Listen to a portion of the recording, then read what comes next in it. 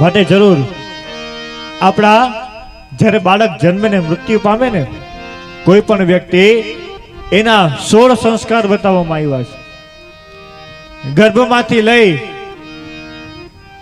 અને મૃત્યુ સુધી 16 સંસ્કાર બતાવ્યા છે. દરેક સંસ્કારની એક એક વિધિ વિધાન બતાવ્યા છે. ગર્ભાધાન સંસ્કાર, પુંસવન સંસ્કાર, સીમંત નેવનો સંસ્કાર,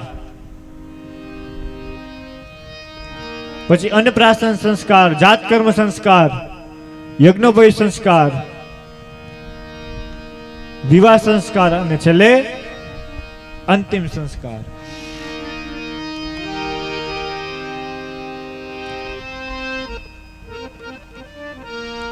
તો આ બધા સંસ્કાર કરાવવા જોઈએ બ્રાહ્મણને બોલાવીને, કારણ કે બધા સંસ્કારોમાં એક એક ભગવાનની પૂજા છે અને એક એક એનું મહત્વ બતાવેલું છે.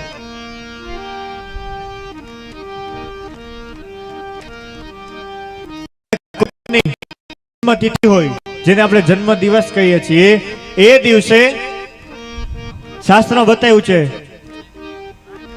એ દિવસે પણ વર્ધાપન સંસ્કાર, ભગવાન શિવની પૂજા અને અન્ય દેવતાની પૂજા સાથે આશીર્વાદ મેળવવાના કે જેટલું પણ જીવીએ એટલું નિરોગી આયુષ્ય વધે અને દિવસે ને દિવસે પ્રગતિ થાય. આ તો કે જ્યારે જન્મતિથિ હોય ત્યારે આ સંસ્કાર કરવાના હોય છે. એ પૂજા અને પાઠનું મહત્વ બતાવ્યું. શિરાદ ઋષિએ વેદશાસ્ત્ર ભણાવવા માંડ્યા. એમાં બરાબર 7મું વર્ષ ચાલતું હતું બાળકનું, ત્યારે મિત્રાવણ નામના 2 મુનિ આવી અને બાળકને જોવા લાગ્યા આશ્રમમાં. એટલે શિરાદ મુનિએ બંનેનો સત્કાર કર્યો. ત્યારે સુખપૂર્વક ત્યાં બેઠા છે અને પૂછે છે કે હે શિલાજ, આ તમારો પુત્ર નંદી છે, એનું આયુષ્ય અમે જોઈએ છીએ, એના જન્માક્ષર અમે જોઈએ છીએ, એનું કપાળ વાંચીએ છીએ, એ અલ્પ આયુષ્ય વાળા છે, એટલે કે એનું આયુષ્ય લાંબુ છે ને આયુષ્ય ટૂંકું છે. આટલું સાંભળ્યું ત્યારે શિલાદોષી ખૂબ દુઃખ કરવા લાગ્યા, રડવા લાગ્યા કે આ શું થયું? એક તો મેં પુત્રની પ્રાપ્તિ કરી છે ને હવે તમે એમ કહો છો કે એનું આયુષ્ય છે નહીં, શું કરવું જોઈએ હવે?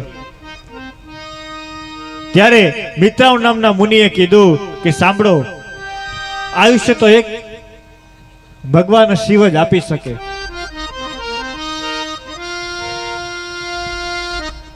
તો આ નંદીને કહ્યો કે જો એ ભગવાન શિવની ઉપાસના શરૂ કરી દે અને જો ઉપાસના કરતા કરતા ભગવાન શિવ એને પ્રસન્ન થાય તો એનું જે ટૂંકું આયુષ્ય છે એ આયુષ્યમાં વધારો કરે અને ભગવાન શિવ છે એને સુંદર જીવન આપી શકે છે.